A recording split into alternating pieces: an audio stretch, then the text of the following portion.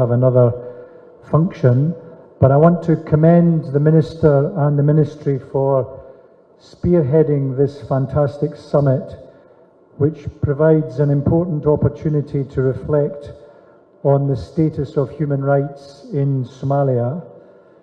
It is particularly welcome to see such a diverse group of colleagues gathered to discuss this important subject.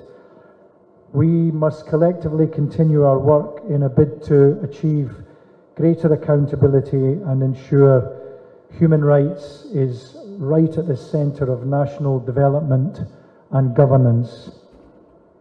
Raising standards on human rights becomes ever more important when we sadly see ongoing instances of displaced people whose lives are turned upside down because of conflict. Inevitably, it is women and children who often bear the brunt of greater insecurity in towns and villages. We know that challenges persist, most acutely affecting marginalised communities and those who speak out. Only this week we saw the detention, thankfully followed by the quick release of 2 journalists. A free and vibrant press is a marker of societies that respect and protect human rights. And regrettably, I have personally had too many conversations with key leaders in which I've had to raise my concerns.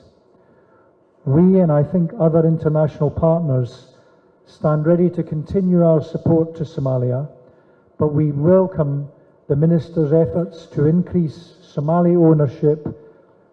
In particular, we look forward to seeing the establishment of a truly independent and Paris Principles compliant National Human Rights Commission.